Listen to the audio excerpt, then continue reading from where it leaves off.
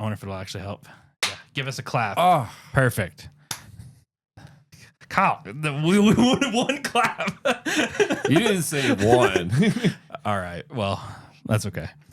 Anyway, Is it? we got this going. Welcome to the best podcast on YouTube. We have the three most intelligent, best looking Magic the Gathering content creators in existence. And what brought us together today? Lorwyn, best set of all time. Who's to say? Let's talk. Well, let's talk about it. All right. So we have with us today, we have Malcolm. This guy hates Lord of the Rings. And we're done.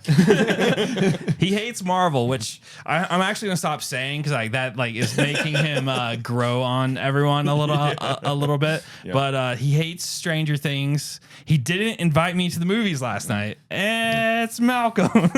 And do I hate Lorwyn? I don't know. We'll find out. And then we have Kyle, Lord of the Internet. Oh, yeah. Actually created Reddit from his basement in. No, I mean, no, I don't think so. No, okay.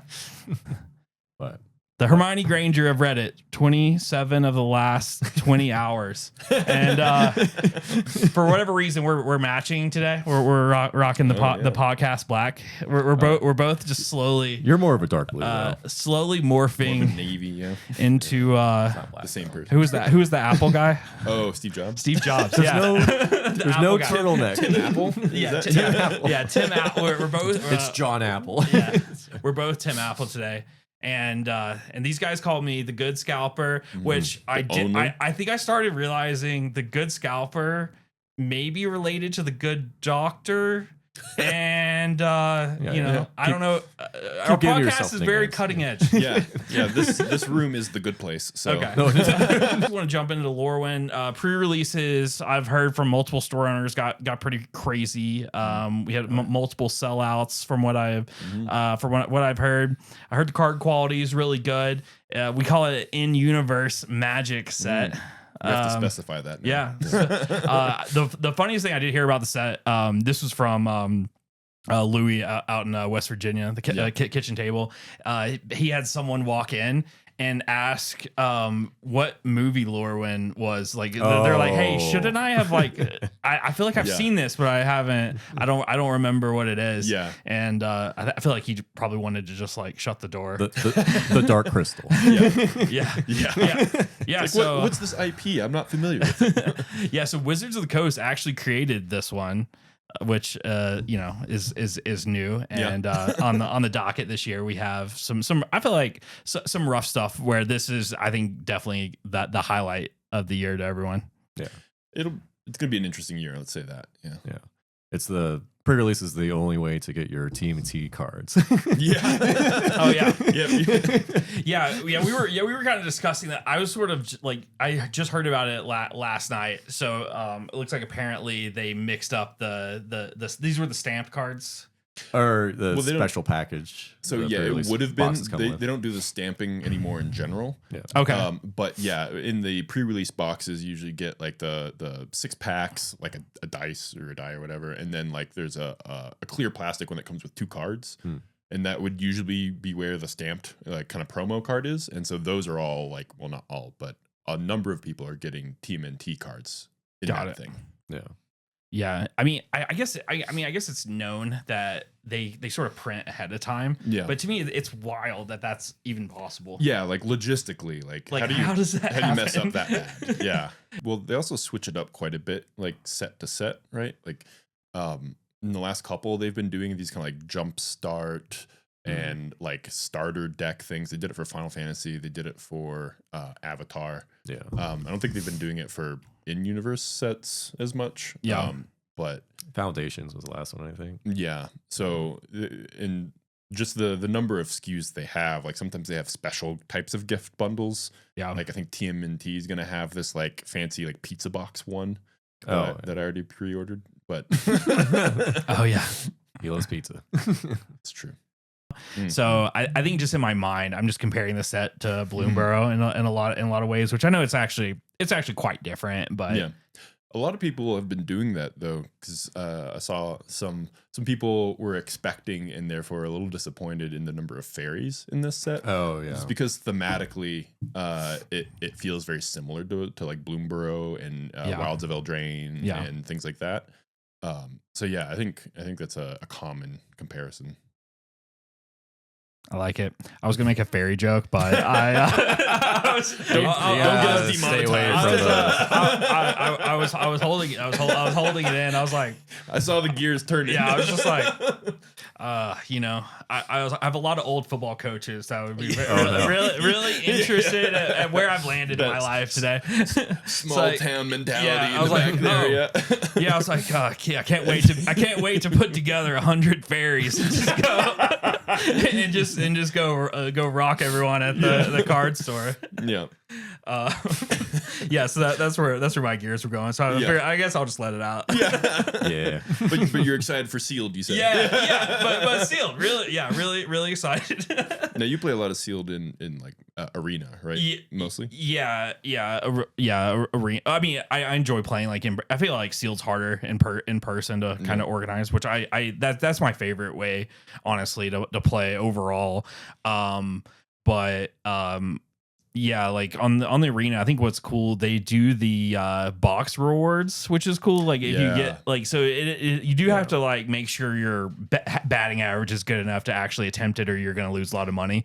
So the stakes are pretty high. But like if I go in there just to have fun, mine aren't. But there's so many like tools to kind of see like which cards like interact well with each other and like how to build overall. So I'm seeing a lot of synergy with Sealed with this release.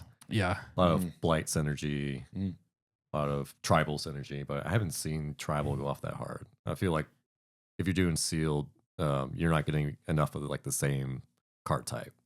Yeah, I think in Bloomburrow, like the color coordination mattered the most because like a lot of the mechanics were kind of built off of that. Did you see the box spreadsheet of like the colors and what they mean for the deck? Yeah, it's just like the names of the tribes. Yeah. So it's like I mean the meta hasn't really formed yet, obviously, but like it does seem like, hey, what's the best tribe, or which tribe did I get? Okay, which honestly, in a way, that makes it more beginner friendly, which is cool.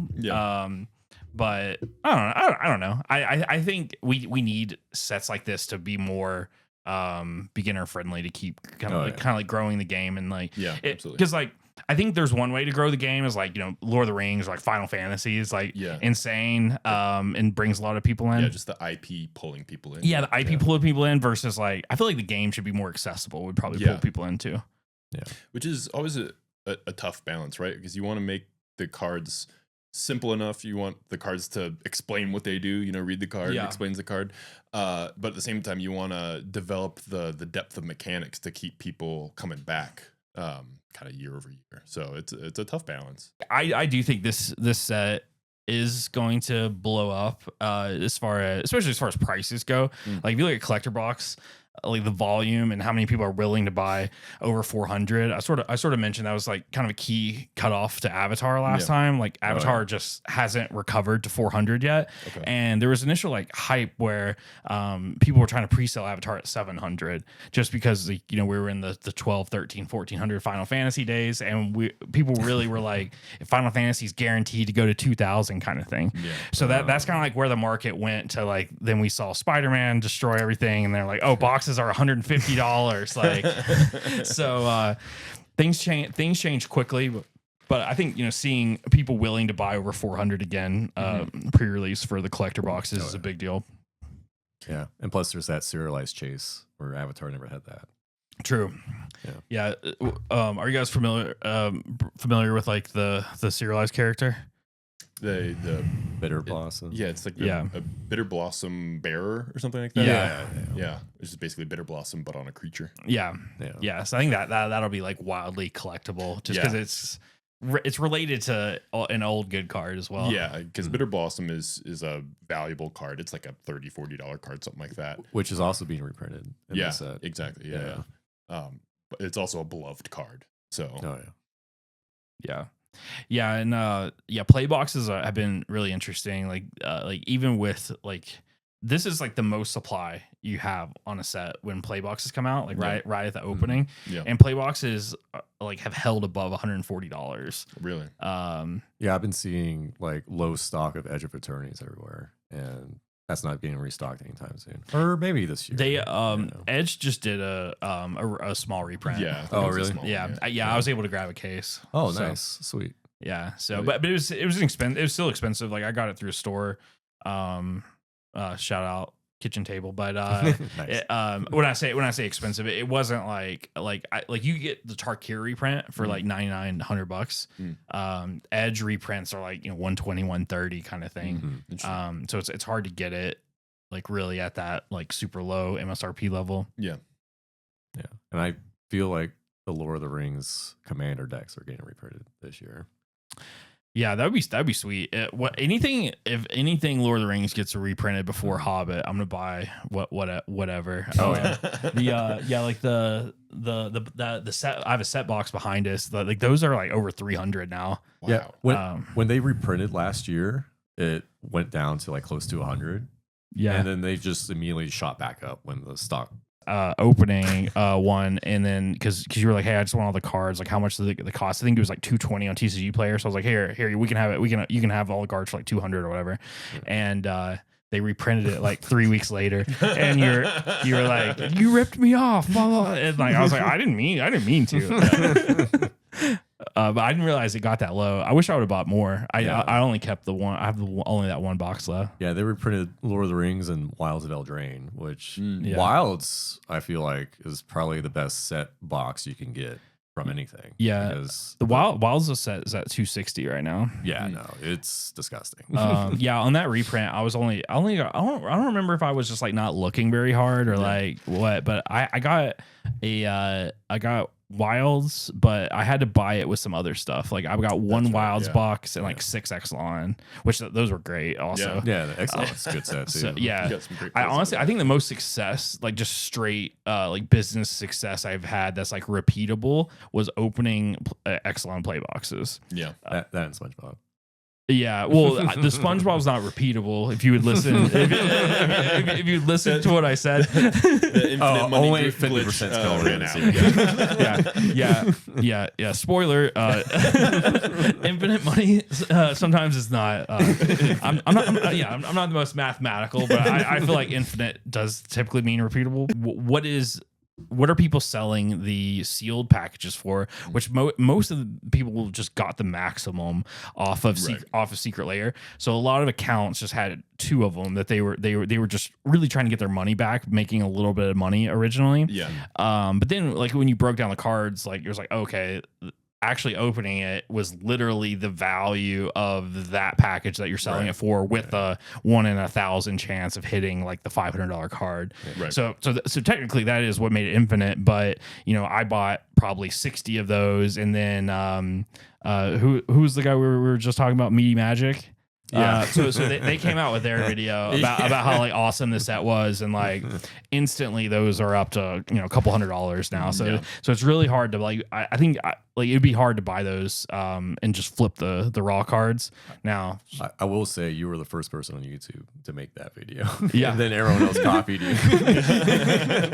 Yeah, I think so. I mean, we like our video did pretty decent. So it's like, but I think what's happening in like the Magic space, especially, and I kind of notice who watches is like other content creators. Like, so it's just like we're just watching each other and like copying each other. So hopefully we find some more consumers. But I created this and I got my friends here just to brag on myself all the time. It's Oh yeah, no. I know what this is. And it hasn't been going well. This is all just a PR stunt to make sure that you're the good scalper. You know? Yeah, exactly. It hasn't gone as fucking well as I would have imagined to this point. But yeah, like I was trying to remember why the Exelon was so crazy, but it was almost like you would kind of like, this is Lost Caverns. It felt like when I was selling, like I would sort of break even on a lot of like the stuff you would expect to pull, and then just casually it's like, okay, this box had 2 roaming thrones, so that's an extra roaming $60. thrones carry it a lot. And I think there was a large number of like rares and cards that were worth a couple bucks, right? Yeah. And I think you found that like flipping them on eBay, you were making good margins on those like kind of bulk rares. Yeah, exactly. Whereas like other sets, like you have a bunch of rares that are worth like 10 cents, right? Yeah. Bloodletter, the guy that made triple copies. Yeah. Cavern Souls. Yeah. Mana Crypt, which might be unbanned soon. Yeah, so maybe. that could I think I opened probably 3 or 4 cases. I think roughly about, so it wasn't like a crazy amount. I mean, it's a lot for just like that average, person playing Magic. But as far as people selling Magic, I'm on the lower side. You're not like the Florida guy that's got $1 million of whatever behind him in every video. Yeah. Speaking about speculation, I feel like the new Secret Lair coming out for the Fallout cards. Yeah. I feel like the dog bundle in particular is going to be super expensive after it releases. Yeah. Well, I mean, anyone with like dog themed decks are going to want like that art, which is sweet. Well, it also comes with Arcane Signet and the Soul Ring. Yeah. So that's a staple. The Soul Ring was really stupid though. It's like it's like the dog bowl. Yeah, I was like, I was like, anything circular shouldn't just be a soul ring. Yeah, like, I feel like we should have some standards. To I feel like the soul rings. It could have been the platinum chip. It was a New Vegas themed. Yeah, it could have been like a broken chain off of the doll, like his chain's broken and like there's a ring on, like have it act like something you can put on your finger, like why. Like a circular dog bowl should not be the soul ring. I mean, Super Mutant can like punch a hole through the dog bowl and wear in his finger. So. There you go. Okay, all right. That's what the art should have been. The IP is all about reusing junk, right? Oh yeah. Yeah, I do think not crazy off topic on Fallout though, but I do kind of forget, like, it's like the technology of Fallout so funny because it's just like, it's post-apocalyptic, so they don't really have access to a lot of things. Yeah. But all of a sudden they have like these great stim packs that just like instantly cure the craziest like gunshots and stuff. So yeah, dude, morphine. Morphine's great. If you watch the movie, you would realize morphine's a miracle drug. Also, fully automatic rifles that are built out of like pipes and paper clips, never jam. Work every time. Yeah. It's kind of funny how they made like transistors not exist. Yeah. You're like, what would that look like? Yeah. I love that. So yeah, it feels like we're getting more momentum back. Like, and I know, it can be kind of memey or whatever to say like this is the best like set. I think this is the best set of the year personally, unless it's going to be Hobbit. Like, what do you guys think? I feel like people aren't expecting Reality Fracture. And I feel like that's going to blow up. We also have no idea what it is. There's some theories running around about like the color shifting stuff and like alternate realities of the lore and stuff, but we don't know. I feel like mechanically they're going to do like a lot of insane things. Yeah. And it's probably going to please all formats. Yeah. I feel like this is like probably the first time they're doing something like that. If the theories are true, it could be like another space set or something. Well, I think Time Spiral was somewhat similar. Oh right, yeah. But yeah, I've been kind of lukewarm on Lorwyn so far. Yeah, the new set, which I was lukewarm on Avatar as well, and it's grown on me a lot. So we'll see. I didn't get to play any pre-releases. Forgot to pre-order those, and they all sold out. So I haven't cracked anything. I haven't played anything. I'm definitely getting a box. So we'll see once the cards are actually in my hands how I feel. But looking through the spoilers and stuff, there's some interesting cards for sure. And we've talked about like the mechanics are pretty synergistic. So I have some kind of hope for it, but just nothing really like jumped off the page at me. I feel like the thing that jumps at me the most is the Blight Commander deck. Yeah. A lot of value, a lot of fun, synergy with the -1 counters. Yeah. And like there's plenty of cards where putting -1/-1 counters are like the cost to get something good. Right. And so now you're making a deck where you benefit from doing that. So now you can kind of like stack those synergies. Gary the Snail. Oh yeah, Toxrill. Yeah. That is immediate include in that deck. Oh yeah. So yeah, so I guess he would just be a creature because like what is it? It's not mono black deck, right? Or No, Demir. it's Or Demir? wait, No, no, that was Jund, Gary's right? Demir. Yeah, Gary's Demir. Demir. So if you Oh, made he if, wouldn't go. Oh that. yeah, it's Yeah. Jund, I Yeah. think. Yeah. well the cast Gary is only black. It's only black, yeah, but he's got got the the Demir ability, yeah. Split. Yeah, so if you have the Demir ability, that rules you out. Yeah, Correct. yeah. That means They- for the purposes of Commander, his color identity is Demir. Yeah. Sad. Interesting. Sad. So I guess it wouldn't fit, but I like playing black and blue anyway, so maybe I could just Yeah. rebuild it that way, yeah, or it would just turn into a Gary the Snail deck. yeah, Oh yeah, yeah. yeah, Which no. we would just, Kill you. Yeah. which we would not be happy. Yeah, with that. rolling back to our last podcast, I talked very casually about building Spongebob, and kind of like how in Spider-Man the Goblin Mask kind of called to him. Yeah, I had a card just kind of just sitting there. It was this Surge foil. It had the Pip-Boy guy from Fallout on it. Ravages of War, Yeah. I believe. Yeah, Ravages of War was the name of it. So, and I just thought it would be cool to have that with Bola Citadel and Lumra, and just kind of have a little package. It would have been fine if it didn't happen 2 games in a row. Yeah, And if you hit Lumra off the top and won the game. yeah. So our play group got a little upset, at me, Little bit. and salty. and I noticed like a week later. Price was just kept posting like new decks that he's building. Yeah. So I feel like I have increased the power level of the Yeah. group a little. A little bit. It's funny how that happens. You play just one mass land destruction card, and suddenly everybody's building CEDH decks. So- Yeah. What was crazy? We forget that when we were playing CDH and we win in like 3 or 4 turns. I was playing the same deck and just sat there and watched it happen. Yeah. So I was like, hey, I'll watch you do your thing. I did my Yeah. thing. Yeah. Like apparently people didn't like my thing. Yeah. You inspired me to make a CDH Italy deck, so thank you for that. Yeah. Yeah. I'll make sure I'll win before the land destruction goes off. I mean, I was, if we're trying to get home early, just apparently blow up everyone's lands. The opposite effect. That's how you make people scoop early. Yeah. Or like next time, like everyone's gonna have really fast decks. Yeah. I couldn't even imagine playing that deck though, because it did have like a lot of proxies for the lands to make it work. So I feel like people are gonna get mad about that for one, and then but then 2, it's like, wait, so you use all these proxies just so you could blow my deck up faster? Well, I wouldn't blow up real land cards. yeah. Rip it in half. Yeah. So I think I broke some magic rules there. Well, I but think there were more social rules than anything. yeah. I think the command zone released a few videos, so they because of you. yeah. So You're really a trendsetter. they're actually the sponsor of our podcast. So check out the Command Zone, like how to socially play Magic the Gathering and not make everyone mad at you. I'll give them a link here. I remember the video happening, but I clearly ignored it. We should do a video like emphasizing how good it is to do the opposite of what they recommend.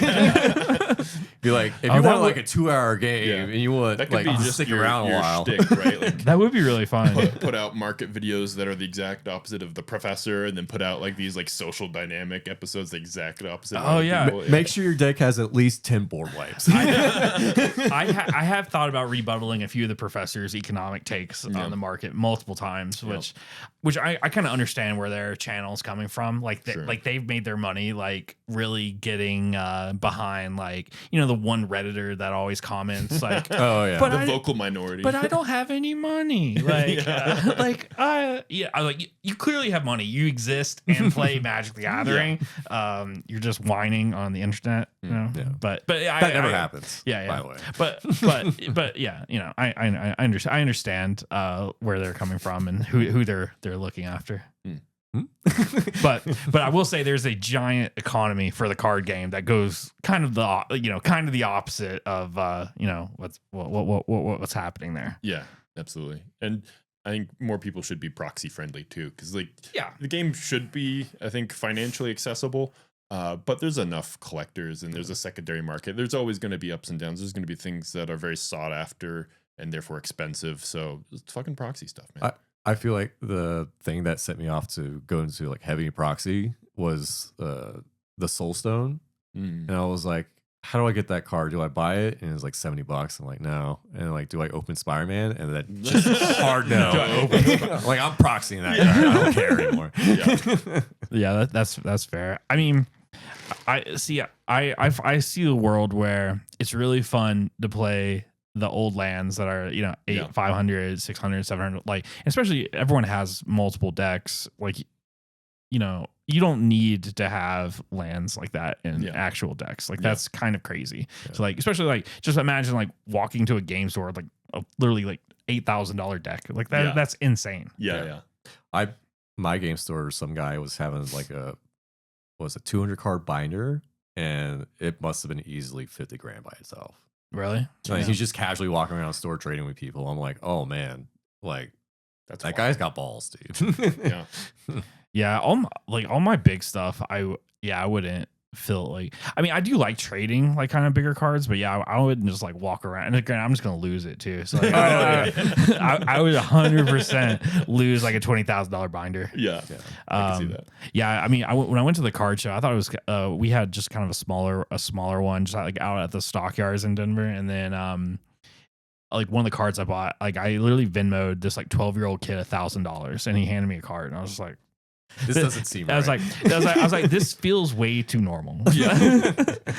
but yeah, I was kind of honestly uncomfortable negotiating with them. So like because I haven't really like been in the car, like that kind of card. I feel like going to card shows is its own thing. Yeah. And that was like the first one I was at. And so like I was like kind of negotiating with his dad a little bit, and he was like, well, we got to go by my son. It's his decision, his card kind of thing. And he gave me the go ahead, and I was like, well, this is my first sports card. And he was like, yeah, high five. So like, so this like 12-year-old kid high fived me after I Venmo'd him $1,000. So that's wild. Turns out being a fake card. Yeah. And well, one of those cards just auctioned for $1,800. So, nice. Yeah, congrats. So, took. Hey, podcast is back on track. Yeah. And I invested back into the podcast, which is very terrible return. We do it. We'll get you. Yeah. You need to achieve more for this podcast to really go off. Yeah. Just keep making good decisions, dude. Yeah. Well, yeah, I like how most people in the space, they quote their revenue, which is actually super easy to like I could get to $1 million in revenue. Like, you just have to spend an absolute geometric shit ton. Yeah. You just got to spend like $999,000. Yeah. I mean, if you can keep your, I feel like if you're doing this correctly, it's easy to keep like 15-20% profit margin, but the actual like work to ship $1 million of cards, if you're not and especially like the best profit margin, like we're talking about, like is like the Exelon stuff, where it's like I'm selling 20-cent cards for $2 or $3 on eBay, so it's like you're literally like 5xing after shipping and everything, and so you're just getting like 30 to 60 of those a day. So that's how that's like, if you're starting with like lower capital, that's definitely the way to do it. But like as you scale to the higher revenue, that's why I sort of saw collector boxes last year as an opportunity. I'm like, I can park $15,000 in Final Fantasy boxes and then just ship the boxes. Is super easy. And so bang, $25K revenue there, which I'm not going to get that gift every year. But but you have to kind of change your strategies at certain points, but it is still easy to talk about, because like you could just go up to cases. I could start selling cases, but it's like the profit margins are gonna do you think down. The Hobbit is gonna be like that? I think a lot of it depends on like how much they've printed. It's hard to kind of track exact printing numbers, but I know like they printed way more like Avatar than Fallout, as an example. So if you're like comparing it like that, like they're probably going to print more Hobbit than they did Lord of the Rings. Is my thought. Yeah, because especially like the difference between Fallout and Avatar, for example, like Avatar was a standard legal set, right? It was a full set, and they were going to print enough of it so that like people could actually play the formats that it's in.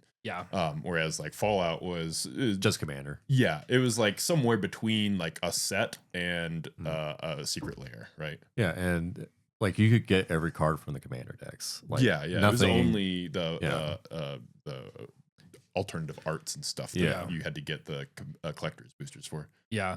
So I'll kind of like zoom out and sort of summarize a little bit because like what. So I think I think this set brings us close to like Bloomburrow Wilds of Eldraine type deal, which isn't bad. which is like really good. So like where I think it could be the set of the year, I do think to me the Hobbit is the wild card. Like if the collector boxes, if they come out with some serious serialization that's just like really sought after, that's comparable to the first Fallout or not Fallout, excuse me, Lord of the Rings. Yeah. If it's comparable to the first Lord of the Rings or like the Christmas special where they have like the Metallica type posters serialized. I was so wrong about that. Yeah. All they released, I was like, the art. I think we all like took an L sucks. on that one. And Yeah. it's like the most expensive cards. Yeah.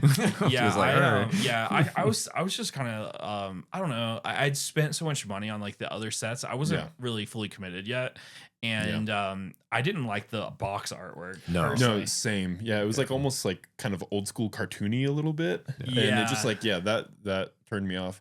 And I think that was pretty like that year was when we really started getting into Magic in general. And I don't think had the greatest grasp of like how the rollout of sets work and all the different SKUs that were available and what the secondary market was going to be like. Right. So we just kind of missed that opportunity, I think. Plus the poster cards, like where the words were just wavy. I'm just like, I can't do this. It's funny because I don't remember ever seeing those before. I only saw those once people started cracking them. And I fucking love those. Yeah. I would absolutely get those. He's a concert guy. Yeah. I love that psychedelic art. I remember like seeing them and I was just like, oh yeah, that would have been kind of interesting if that would have been in the original Lord of the Rings. And I think maybe I was just kind of like annoyed that they did another Lord of the Rings set so close. Yeah. And I was like, well, you're like hurting the value of like the 2 cases of Lord of the Rings I'm holding kind of thing. Yeah. Speaking of which, I really like what they did with Final Fantasy and the Chocobo bundles. Because it wasn't too expensive. Only like relatively 2 chase cards that only happened for the bundle. Yeah. And the rest were just like set packs. Yeah. And there was like a couple guaranteed cards that were unique to the bundle, or at least one, right? My first Birds of Paradise. Birds of Paradise. Yeah. That was needed. And then the kind of the chase, the Chocobo track foils were really cool. Oh yeah. I love those. Yeah. So I think they did well with that one. Which every time I check Card Kingdom, they're always sold out. Yeah, one of the guys on my Discord was buying all of the basic lands that have that foiling pattern. No, I would love to stockpiling. I would love to see a deck with those lands being used. Yeah, I haven't seen it yet. And I'm not opening mine. Yeah, they're expensive too. Like, they go for like a couple dollars, so if, each, and there's like not many people like have a ton of them, so it's kind of hard to get a lot. I feel like if you bought at MSRP the bundle, I feel like you're going to break even, if not make double or triple. Or you could be like me and just open like the Cloud and the VV Chocobo track foil. Yeah. Not only did you open a VV, you got a VV from the set. That was the all art one, of course. Was that like what, like 250 in value, 300 in value, something like that? Something like that. Yeah, it fluctuates. Well, they're going on the secondary market, I think, for like 170 now, 165. The bundles. The bundles. Yeah. Oh, that's not too bad. And so honestly, like, I mean, I think you there's some variance there. You either get like 250 or 150. That might be the best thing to buy for like a return if you're just looking to like lightly gamble. Yeah, I also like appreciate. I think they printed a lot of those things too. Yeah, they did. Because like I think not all waves, maybe not all small stores got many, but like Micro Center got a shit ton of them. Yeah, and, they're online and you can still get them. Well, when I got mine from Micro Center early in the morning, you guys went later that day and they were out. So it's fair. Yeah, they were just really popular. Yeah. All right, so Malcolm, how do you? So I kind of gave like 2 things. So what do you feel like that is going to be the set of the year? Mm-hmm. And then you can kind of give like a wild card hedge, like I did, if you want, or if you're just really confident in one, just throw it out. I think thoughts so far on Lorwyn. I think it's not. I don't think it's going to be the set of the year. I think it's a really solid set. And it's been it's going to be like a stabilizing set, right? Like it's not too crazy, but it kind of delivers on what people like needed to start the year. Yeah. So I think it was a good, especially for the time it came out. Set of the year. Honestly, I know a lot of people have been dogging on it, but I've been liking what I was seeing coming out of TMNT. All these like little spoilers. There's been a lot of cool cards that I'm not even really a fan of the IP. It's kind of before my time, but I've been liking the cards. I was terrified that was going to be your answer. To be honest. Yeah. I don't know. I still don't think it'll be set of the year. I think Hobbit has a huge amount of hype behind it. I can't imagine that does poorly. Yeah. As long as they don't do stills from the movies, I'll be fine with it. I hope the Marvel set's terrible. It'll probably be good. No, I feel like they're gonna put some game-breaking cards in that set for sure. I mean, there's already a couple. The mono red one cost Quicksilver guy, the Flash guy. I don't care. You don't. I'm talking to you. I don't care at all. He says at all. Not gonna play. Cheers to that. Yeah. But my set of the year, I feel like just from like an IP standpoint, it's going to be The Hobbit. But wild card in universes, I think it's going to be the Reality Fracture.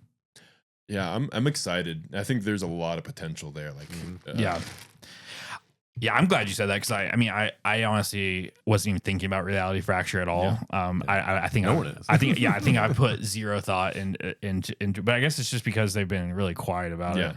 Watch them do it and not do fractured foils.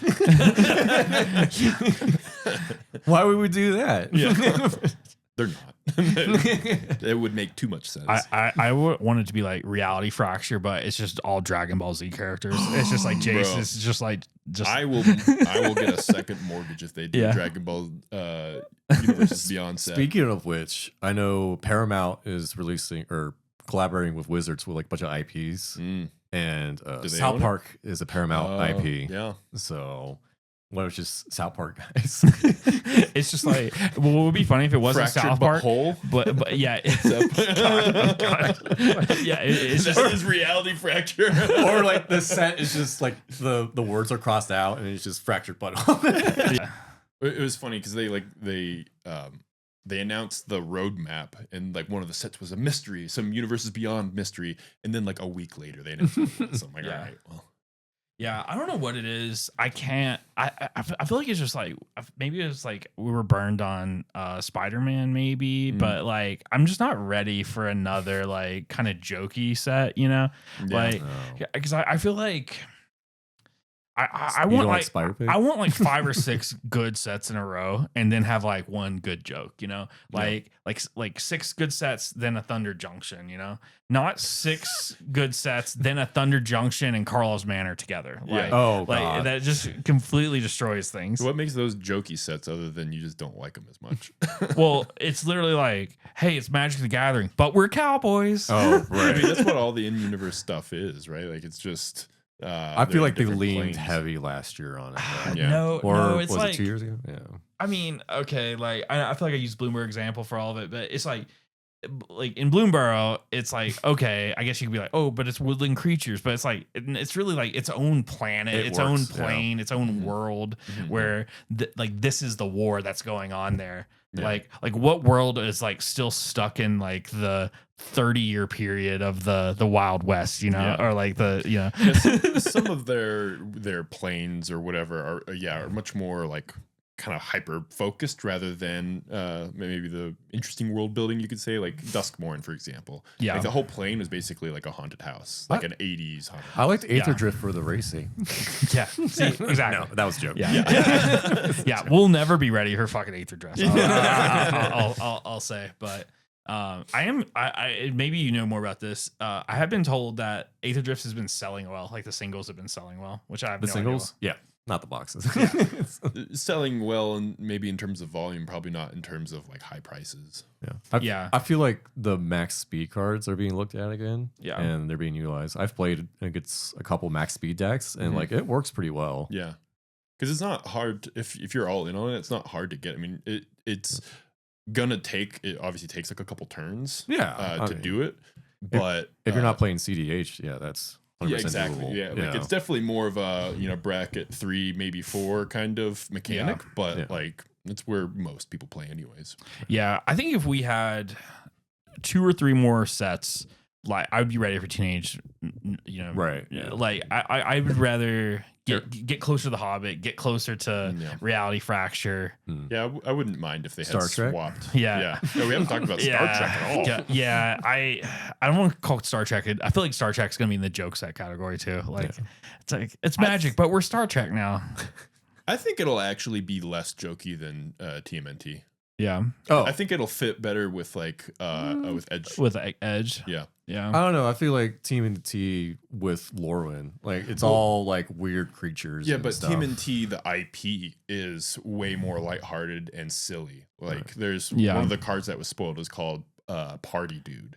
Like yeah, like it's all I'm excited for like that kind of the IP itself is Yeah. jokey. Whereas like Star Trek, you could definitely spin it as a little Don't more they? serious. I haven't seen Ninja Turtles in a while, but it's a lot of like surfer jokes. If I remember correctly, yeah. it's like And you they're in New York. What the hell? it's man? like 80s 80s, yeah. surfer jokes in the sewer kind of thing. Yeah. And like they're eating pizza all the time. Yeah. And they're You don't like have to sell buddy. me. Yeah. You don't have to Yeah. sell me. They're basically living our lives. Yeah. They're basically me. Mid hanging out. 30s mutant Ninja Turtles. But thanks so much for listening, everyone. This is Lorwyn. You don't have to listen to the other two guys. Best of the year. We just had them on for fun, honestly. Just Color commentary. Yeah. You know who to listen to. But if you made it this long, that's insane. I hope you subscribe if we earned it. Give us the like. Make YouTube like us again. Don't forget to click the bell. Yeah. Click the bell as well. Comment down below if you think we're right or wrong. Doesn't matter. Just say something. Thanks again, San Francisco. Go. Go Broncos. Go Broncos. Go Broncos. Like the South Park voice, just Yeah. like, yeah, go Broncos. Go Broncos.